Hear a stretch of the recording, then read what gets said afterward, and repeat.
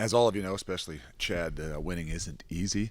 And I think talked to the guys this morning, and I just reminded them of, some of the things that have gone on as you watch a little bit of college football. And the ultimate, I said to him, you know what the ultimate challenge is, right? And it was a defensive group of guys, and they're kind of looking at me, and I just got to give them one of these, like right here. It's like, just win, right? I mean, I think Al Davis said it best, right? Just win, baby, and you got to find ways to win. So we've got to make sure that we enjoy that, and we recognize that, and we've done that. We've done it in many different ways, but finding ways to win is, a little bit of what us looks like right now this year. With that being said, we also know that we've got to develop some more consistency in all that we do. I think that, as a team in general, that's where, as I pinpoint and say, okay, what do we got to do to continue to move forward, especially for a week like this, and consistency is a big deal. We've got a lot of self-inflicted issues, and that's not taking any credit away from the guys we played.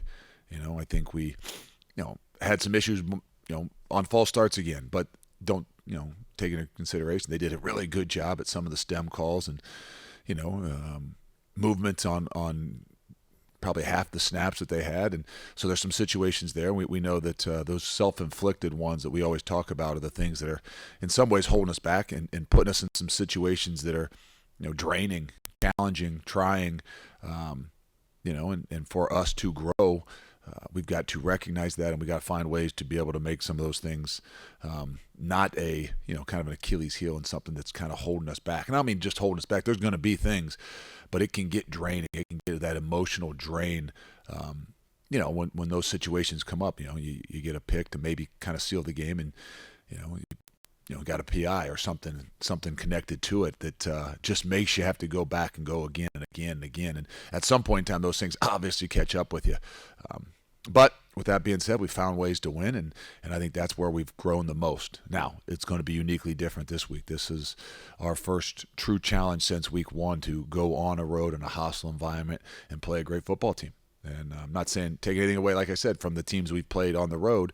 They haven't been hostile environments since week one, and this will be that. And so it's another challenge for us. That's probably the thing that us looks like more than anything. With this group is they've found ways to rise to the challenge of whatever that takes. You guys talked a lot last year about the outside expectations, some of the weight of that sapping some of the joy out of the wins. Are you still feeling any of that, maybe from those outside expectations? Yeah, well, I don't know if it's out. I mean, I think I don't worry about outside expectations. I know our kids and everybody feels them. I think what we've created is our own expectations, and I think that's far greater by the way that we do things. And I tried to give the reference to the defensive guys this morning in some ways to say who's the best defense over the last 15 years. I mean, hands down, bar none, right? I mean, there's one team, Alabama, and the greatest coach and the greatest defensive coach that I know of. And 2 weeks ago they had a game where they gave up 52, and not saying it's okay to give up 52, but the reality is, guys, that that's why we said you got to find ways to win. And regardless of what expectations are, whether they're play by play, week by week, series by series, game by game, you're going to get punched in the mouth, and you've got to find ways to react and respond. And we got to be able to do that. And so I think those realities of things are there, but I would say most of them are self-inflicted. At least that's what I feel like is, the thing that's great about our program, but also the thing that's difficult about our program. Red zone offenses run a little hot and cold in stretches, and UCF's red zone defense has been one of the best in the country. How do you find a little bit more consistency in that specific phase? Not sure if the answer that you're looking for.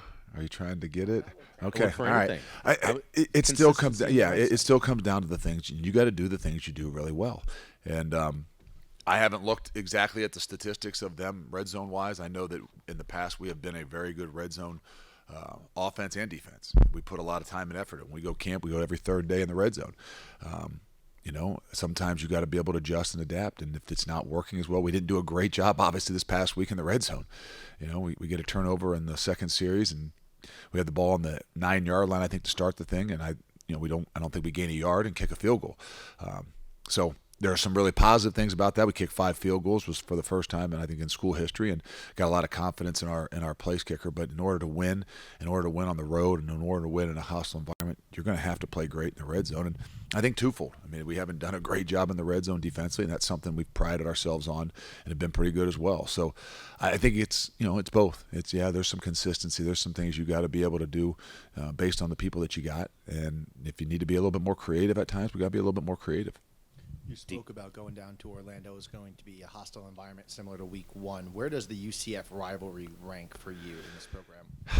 I mean, it's huge to me because I kind of go back to, always what starts it, right? And in year 1, I'm not saying it was a bit of a rivalry, but all I remember is that game. And whether it was called because of the weather or it was called because of anything else, the reality is it was called and it wasn't a game. And so whether it's become a rivalry because, they were the champs and then we ended up knocking them off a couple years ago, all rivalries are created differently. But to me, any team that has beaten us, any team that has embarrassed us like they did in year 1, that was something that will never go away from me. So in my own mind and my own heart, it's been a rivalry since then. But I would say I've got quite a few of those with anybody that's beaten us.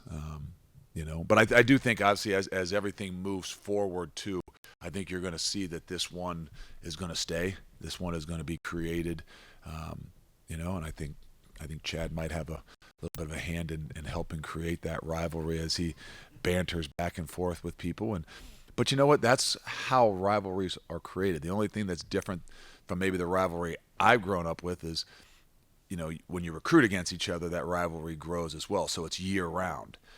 We recruit a little bit against each other, but I don't know that it's like the home base for a lot of those things.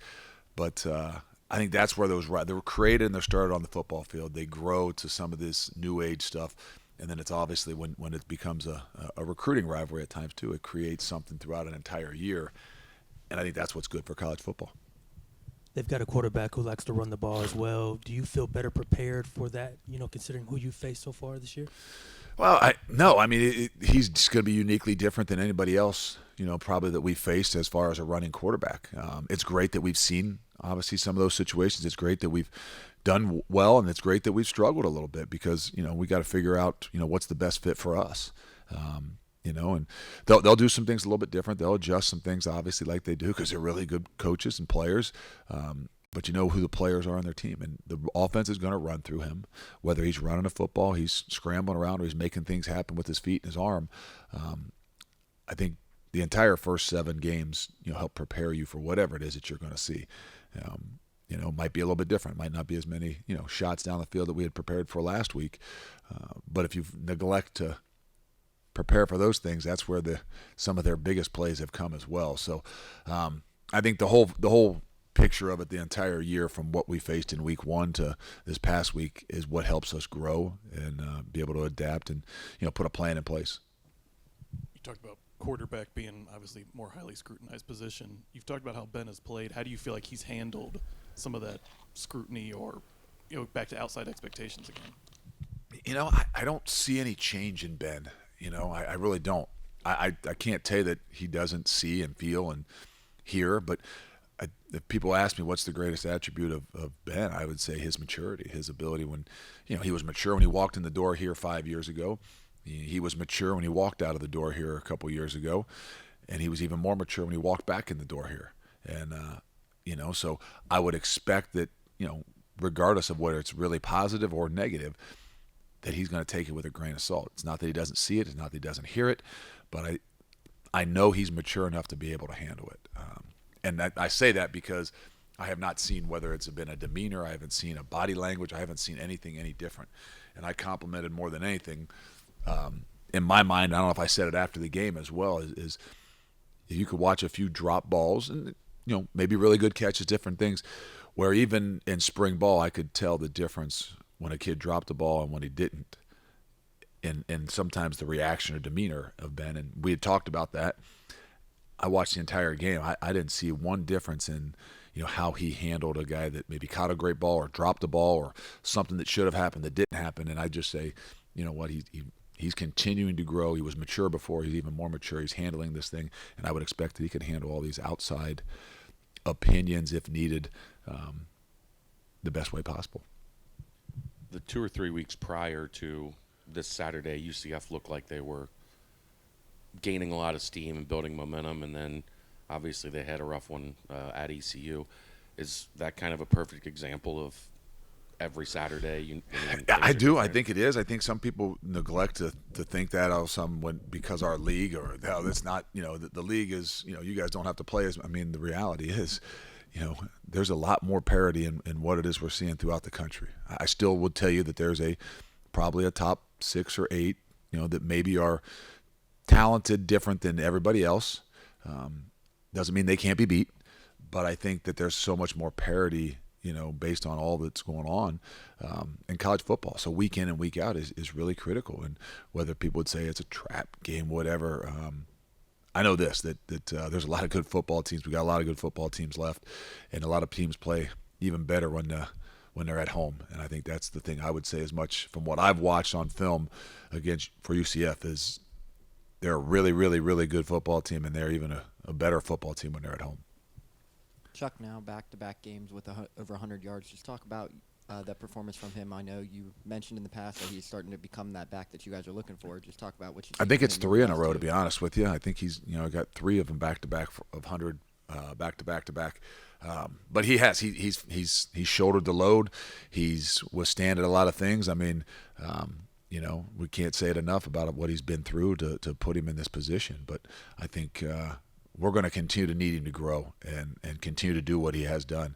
He got dinged up 2 weeks ago. I think he missed a little bit of the bye week with some injuries, but he didn't shy away. He last week had a great week of practice and obviously went out there and performed like that as well, even missing a little bit of time with a little bit of an injury. And so he's a big part of what it is we're doing. We're going to continue to need him. I'm proud of him for what he's done, but I'm going to have even greater expectations as we make a run down the stretch. Will we see Tyler Scott this week? I hope so, but I mean it's Tuesday. I don't know, but I would hope that Tyler's 100% and be able to play for us. Start of the season really pass heavy. It's kind of shifted back a little bit, but more run heavy past few weeks.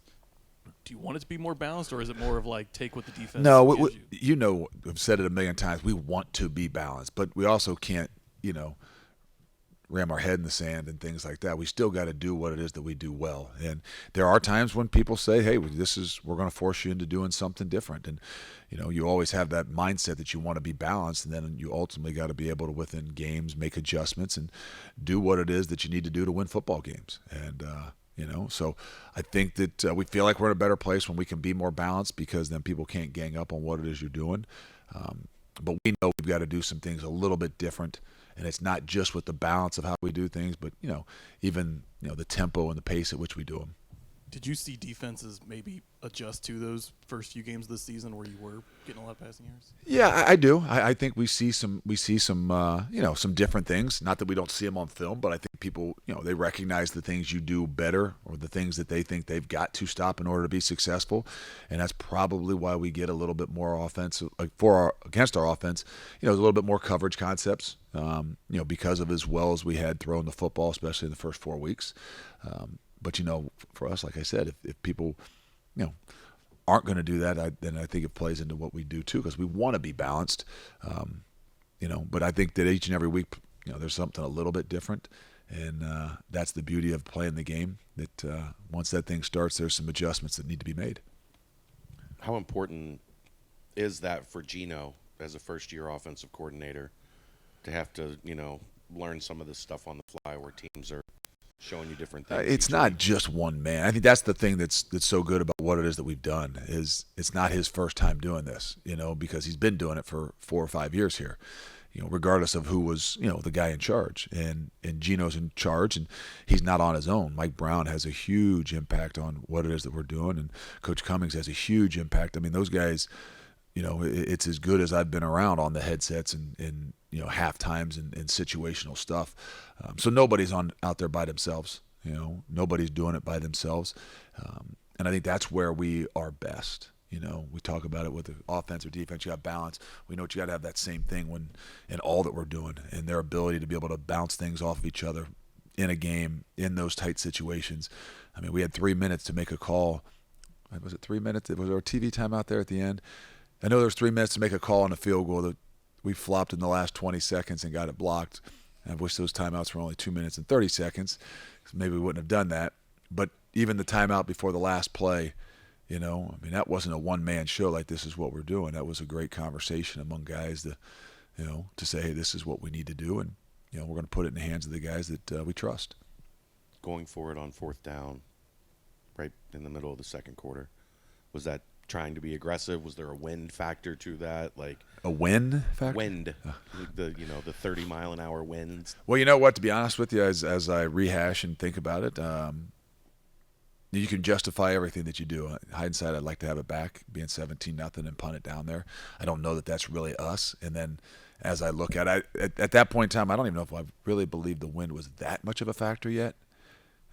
It was still a factor, but you know, once you get done with the game and you recognize only points are scored going in one direction, I mean, it was a bit more of a factor.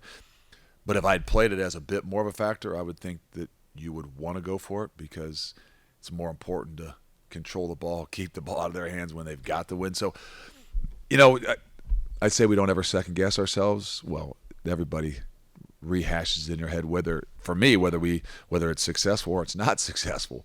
I still believe it's the right call. We just got to do a better job. On that note, what goes through your mind when you're watching a punter put you from year 15, kick it out of the end zone with the uprights? That's not something I've seen before.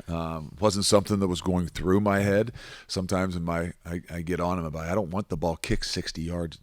I want the ball kicked 45 yards with a 4.5 second hang time, so they have to fair catch it. If you want to kick it 84, I guess we could go ahead and handle that. But, you know, sometimes you worry about those things a little bit more when you kick the ball 65, 70 yards. Now all of a sudden your coverage isn't nearly as good. And now they got a 25, 30-yard return. It doesn't quite net you the same thing. But it was quite unique, and it obviously worked out in our favor. But we've definitely got a weapon there. And even against the wind, you know, knowing what you need to do, you know, to give us a chance and put us in the best situation possible. So you don't want to hamstring them and tell them don't kick that ball that far, but they know what our goal and our objective is. Was that his better kick, 50-plus into the wind, than the 84? Actually, to be honest with you, the middle one might have been the best because it was probably still a 60 or 58-yard kick with the wind where they caught it at the 8-yard line, and we tackled him right there for either 1 or -1. It's hard to pick, to be honest with you. You know, he's done a phenomenal job, and he's a weapon for us. I know you've talked a lot about the penalties, but you kind of mentioned after the game, like finding that balance, finding the discipline. When you're not tackling live in practice or, you know, things like that, what does that practically look like for someone like you? It's nerve-wracking. It's exhausting. It's all the above, but you know, it's an issue, and you know, I spent an enormous amount of time trying to find ways that's going to help us find ways that we can be better, and haven't done a great job, obviously haven't done a good job at finding what that balance is, and you know, some of the things that you need to do and say just yet, and again, it can get lopsided, it can get out of control, it can get out of hand.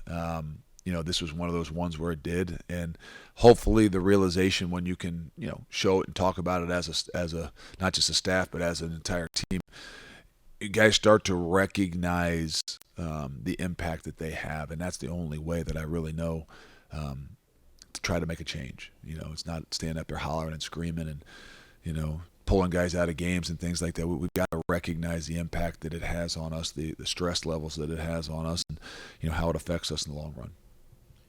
We know what Chuck's done, obviously, on the field and his story. Do you reference him when you're talking about, or do the players look at him as like a guy who's really persevered and someone who kind of sets a leader? I mean, he's a leader in that way alone, not just by what he's doing on the field this year. Well, that's, of course, I think that's the great story behind it, that those guys that are sitting in these first two rows know where he's been and what he's done and how he's had to do it. the unique and hard thing is for those guys in the back of the room that probably need it more than anything to recognize, to see, and to understand, what he's done and what he's had to go through to be where he is. And I don't know during a season that any of us do a good enough job of that. That's what kind of our, when we're out at higher ground, when we have some of those talks and we have some of those, opportunities for guys to get up, you just pray and hope that a lot of those younger guys are listening, because there's so many incredible stories and lessons that they don't know that they're going to go through, but they are going to go through. They might not go through them in the same way that Chuck went through it, but they're going to go through them. And, as he gets done and wraps up, he'll be a legend in our own program, just about how he's handled things and how he's done them. And the guys that I think that are actually have been along with it, they'll be impacted no matter what it is from how he's done it and what he's done. And not just because he's having success, not just because he's got 3 100-yard games, but because of how he's done it too, because of what he means inside that locker room, whether he only had 50 or 60 yards or he was the change of pace back, because he's done it in the best way possible with the right attitude. The team put out the video of the post-game locker room celebration. I know you don't care about the win record, but what does the reaction from the team and the players in that moment mean to you? Well, it was awesome. It was, I don't know. I mean, I needed it, I guess, and not that I needed a celebration for wins, but in my stomach there was this pit. Just when games end like they do, and the way that which you do them, and you have this vision of what it is that you want, and then you become really selfish because you didn't get that vision. And not that a celebration changes it, but to see those guys not just excited about winning, but obviously what our program has done, gave me a good shot of reality, of hey, reminded myself of how hard it is to win. And you gotta enjoy the things that we have created, and especially enjoy them with the people that have created them. So I think it went far beyond however many games it is or was, as to even teach an older guy a new lesson, to say, hey, you better enjoy what it is that we have in front of us. And if I had to learn that from some 18 to 22-year-olds, I had to learn that from some 18 to 22-year-olds. I don't know if you're allowed to listen to podcasts under your rock. But Depends. have you caught the Kelsey Brothers news show yet?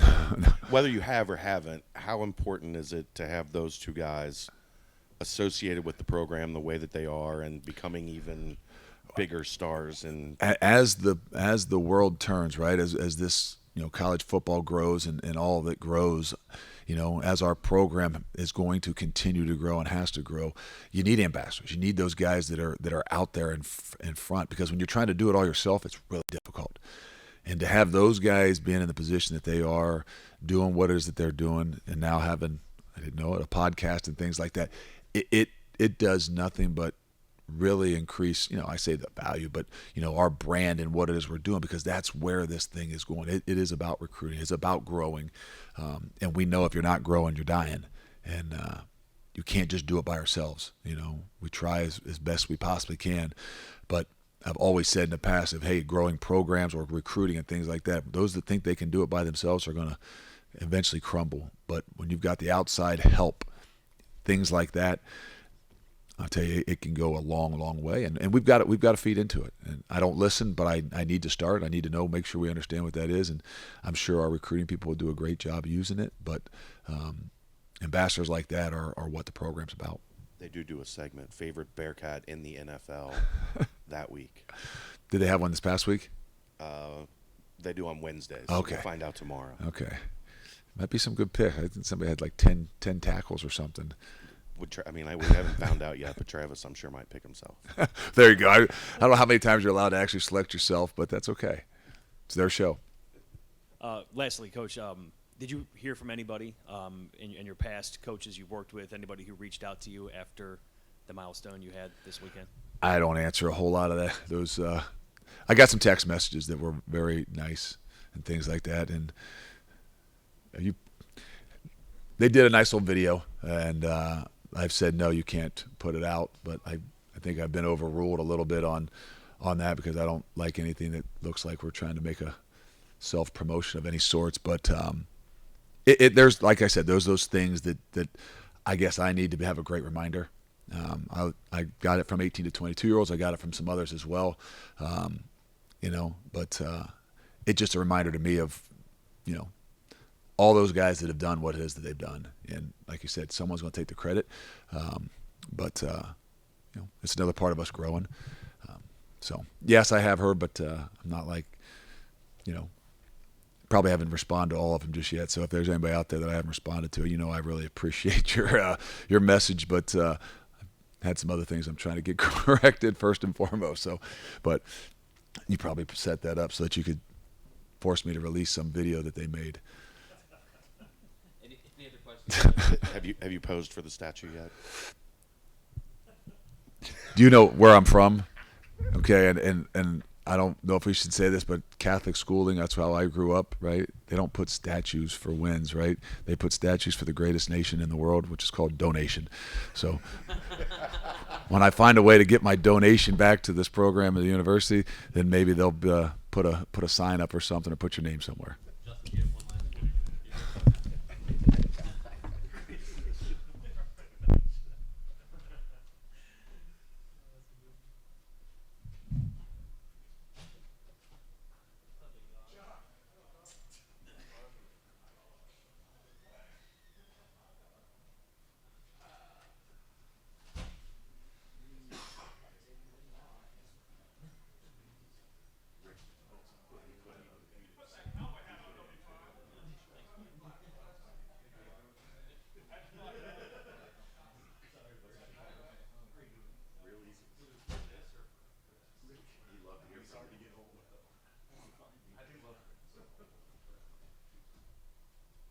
If you just say his name 3 times, he shows up.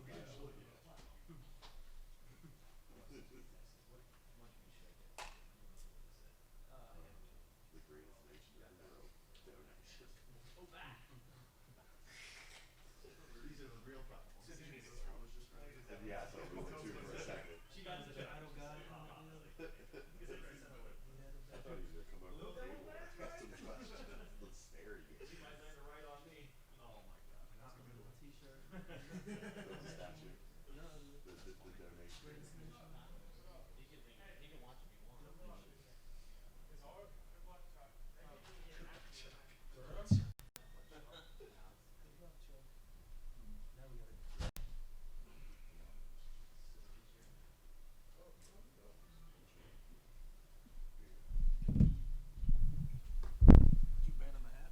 Yeah, I had to leave it at the house. Questions for senior running back Charles McClellan? How important is it for you, especially when the passing game is struggling, to pick up the offense and make those big gains and make those productive days? I think it's always important to have a good run game, like help set up the pass and stuff like that. O-line been blocking great, so however they do, I'm going to do. So if they doing great, I'm going to do great. Running game's a little bit slow to start the season. It's really picked up the past 3 weeks. What's changed for you guys in that element? I just feel like we've been finding our groove and just playing good. How much of it is the offensive line with the new offensive line coach and some moving parts before the season? Does it feel like they're starting to find their stride and really come together as a unit? And how much is that helping the running game? Yeah, I feel like everybody's starting to find their groove, find their position, like get settled in, and I feel like it's been smooth, been pretty good. I know you're not a selfish guy, but I asked you this in the spring about finally having your opportunity to be the guy, considering everything that you've been through. And you said you were looking forward to that opportunity. Now that it's here and you're having the kind of season that you're having, how good does it feel? It feels good. Just got to keep trying to capitalize on it, honestly, every week, trying to get better, trying to keep doing what I do. How's the room handled it? You guys came in with kind of 4 guys fighting for carries. You've emerged a little bit. How have Corey and Miles and Ryan responded to you? All love, honestly. Like, nothing but love. Like, we always picking on each other, having fun every day. Like, nothing's really changed. Still the same for real. How difficult has it been to keep the mentality that you've had going into this season as you've had more and more success?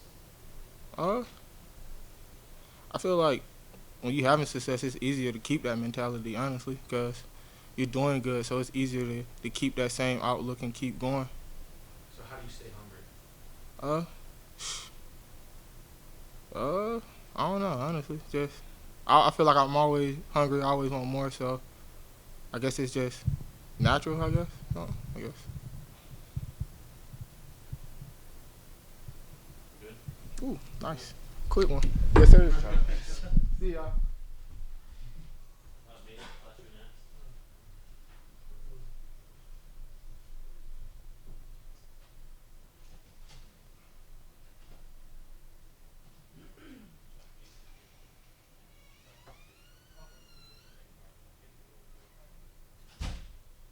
We can start without him. He's gonna kill me when he walks back in this room. We're good. Year two, how much better do you feel? More comfortable with maybe the American game, more comfortable with what you're doing. It looks like you're playing with a lot of confidence out there. Yeah, I would say it's night and day different. I think when I came in as a freshman, it was there was a lot to get my head around. It was a game I didn't really understand at the time. I mean, I knew I had to go out there and punt and stuff like that. I knew the situations like that, but it was a lot to get my head around, the culture and stuff. And obviously, I didn't have friends and family that I do back home, but yeah, I feel like I'm going out there now every week with full support from Coach Fick, and I mean we've rep punt so many times at camp and so many times last year now that it's becoming really second nature to me. Fick mentioned that sometimes he just wants 45 yards, good hang time to get a fair catch. How tough is that for you, or how do you balance maybe wanting to go out there and boom one like you did a couple times Saturday, and maybe just situationally hanging it up there so they fair catch it? Yeah, it's definitely hard. It's a punting's not an exact science. Sometimes you just go out there and put your foot through it, and sometimes you've got to take a little bit off it and stuff like that. And obviously with the wind out there today, I came out there and I saw the returner. Oh, I warmed up and sort of with the wind, I honestly didn't hit one shorter than 60 yards. So I came out there and I think he was standing 45 yards there, and I thought, all right, perfect, and took the opportunity. I guess it worked out perfect. You're obviously punting well. You've received some national recognition. I'm curious, what has been the reaction of your family and friends back home, and even your brother at Arkansas? Oh yeah, no, it's been awesome. I think everyone's obviously super proud and stuff like that, and I keep in close contact with a lot of my close friends back home, and family's really proud and stuff as well. But yeah, I don't really play football for those awards. I mean, played team sports all my life, and it's because it's to be a part of a team, I think, and I don't really take too much notice of all that stuff, to be honest. But when you have a day like that, your brother who's in the game, he knows your background. What did he say to you?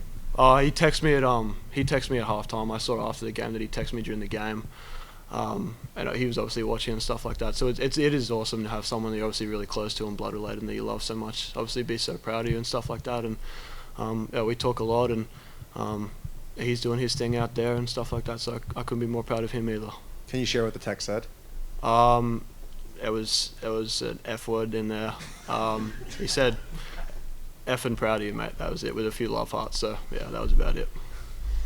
When you see a guy lined up at 45 yards, is it hard to control the urge to just kick it over him? Yeah, I would say so. But at the end of the day, punting's not about. Everyone loves to talk about distances and stuff like that. We pride ourselves on net punt, and I think we're 2 or 3 in the country of that at the moment, and that's all that matters to me. Fick said a couple weeks ago that if you held the ball any longer on some of those punts, he was going to run out and tackle you. Is that something he's talked to you about, and how do you approach those situations? How do you stay cool? Fick's awesome. I mean, we've got a super close relationship. I mean, I spent Christmas at Coach Fick's and all the holidays and stuff at Coach Fick's, so we've got a super tight relationship, and he was pretty much the reason I wanted to come and play here, because I don't think there's too many teams, if not any, in America that have the head coach the punt team. I know Urban Meyer did it, and look at their success. So no, it is always funny. We do have a good joke about it and stuff because our relationship is so close. But I think he's got full faith in me, and yeah, I mean, I take that, and I guess maybe we might have rolled with it a little bit too much on that one against USF, but no, it worked out perfect. We've downed it on the one, so no complaints my end. How much has this kind of caught on in Australia with your dad being kind of, you know, a legendary guy in Australian rules football? Because I know I see it in my mentions pop up, articles from Australia. Like, have you felt that support and that love from back home? Oh, for sure. Yeah, I think this one did the rounds, and then during the Cotton Bowl and stuff, that did the rounds. But Yeah, I'm a pretty low key sort of guy. I try to get off social media as much as I can. I think it's a little bit of a distraction that I don't like, and I think our generation's probably a little bit too into social media for my liking. But yeah, I feel the love and support from back home. It's been unbelievable, and a few Australian media companies and stuff have reached out, and we'll be talking to them and stuff. It's been really nice. What's Christmas at the Fickle House like? Oh, it's awesome. Yeah, so I did Christmas at the Fickle and the Hoying, so yeah, it was awesome. Yeah, just a lot of love getting spread around, and I mean they treat me like one of their own, so I really can't complain about anything, and absolutely loved it here. And Miss Fickle, as I said, treats me like one of her own, and I think that's probably played a huge part in me not feeling 1 ounce of homesickness. I haven't been home yet, and I honestly haven't felt the need to. Saying you buy good presents. Good presents, yeah, and makes great food as well. So take us there. What's the biggest difference between Fickle in this building and Fickle at his house? I say he reminds me a lot of my dad. So my dad played 20 years in the league back home, so I know all about professional sport and what it takes to be a successful professional athlete. So I can see him in here, and then I can see him go home and just be a dad and just be a friend and a dad, and I guess obviously a lot more relaxed and stuff like that, which you can afford to be at home. But yeah, I think it was sort of nice at Christmas to see him in a different element, and it really did remind me a lot of my dad, because everyone else saw my dad in the league and stuff like that, and you obviously got to be really switched on and know what you're doing and stuff like that, and then to see him go back home and just be a normal human, it's awesome. You mentioned your brother. How competitive are you guys? Did you say, I did that, now your turn? Is there some back and forth between you guys? Oh, for sure. Yeah, I think me and my brother wrestled in the backyard from 5 and 6, and probably got in trouble too much for tackling and stuff. There's a few broken arms and wrists in there, but yeah, we've been competitive forever, but there's also a lot of love there, and yeah, I love him, and he's doing well, so yeah, couldn't be more proud. What was the press? Was there pressure on you replacing James Smith? And did you feel like you because it feels like from this side, you kind of immediately stepped in and alleviated those concerns about Jimmy leaving, and then I've seen you two on the sidelines. What's your relationship with Jimmy like? Firstly, yeah, the relationship's awesome. He was probably the other half of the reason the first half being Coach Fickle coaching the punt team for me coming here, and Jimmy would be the other half. I didn't get a visit because it was in the middle of COVID, so I basically came here off the word of Jimmy and the success that he had here, and yeah, no, I really love him, and got a really good relationship there. I'm always texting him and asking for help and stuff like that, and yeah, I definitely did feel a lot of pressure. Obviously, when someone does a role so well, not only as a college athlete, he obviously went to the pros for a little bit, and I think he's still trying there, but yeah, it creates a lot of pressure, but I also put a lot of pressure on myself to do well, and I know I can do it, and it probably only really started showing that this year, that I can do it, and I can do it at a high level as well. One more on Coach Fickle, if I may. He had the record broke this over the weekend. You guys had a chance to celebrate him becoming the all-time winningest coach here at UC. What was that moment like for the team to celebrate him and his success? Oh, it was awesome in the locker room after the game, and we might not have won by maybe as much as we wanted to or how we wanted to, but I think stuff like that, and he's just done everything this program needed. Coach Fickle was, and I think a lot of people are a little bit nervous and hesitant at the start, but he's been everything for this program and more, and I think when he has a relationship like he does with all his players, where it's not just a coach-player relationship, it's a really personal relationship, and I think that just means so much more for everyone else. So it was a really proud moment for a lot of guys in the locker room after the game. Everybody talks about your dad and how good he was. Your grandpa was kind of in that same realm as well in Australian rules football. What was it like as a kid watching their dynamic, and how much did that impact you as you kind of filled into your dad's shoes? Yeah, it was awesome, but it was also really tough at the same time. I felt a lot of pressure back home. I was a pretty good Australian footballer, but I was never really into it. I liked the idea of playing pro, but I probably didn't put enough effort into it, which is part of the reason I came here. Was I was that kid that didn't do any of the extras. I didn't lift weights. I didn't run any extras. I didn't do any of the meeting stuff, and probably feel a lot of regret from that. Probably hurt me in the end, and then I guess to come here and I guess get a little second chance for me. But yeah, it's been awesome with my dad. I text him all the time asking for help and just little tips, just little stuff like. I actually texted him the other day just talking about, I guess, dealing with being like a a little bit bigger of a name. Like it's sort of hit me a little bit more recently in terms of going out in public and stuff like that. So to be able to ask him questions like that, and he's had first-hand experience for 20 years in that, and I guess being your dad as well, it's just a really open and honest relationship, and it's helped a lot. So are people noticing you a little more now? Yeah. It's been a little bit difficult because I'm not a goer outer. I'm happy sitting home. Like I don't want to be anyone special. I just want to be me, and just a regular kid. So the opposite of Jimmy. If you want to say that, yeah, I guess. I don't know if he'd be happy with that, but I guess, yeah. Thank you. Thanks. Appreciate it, guys.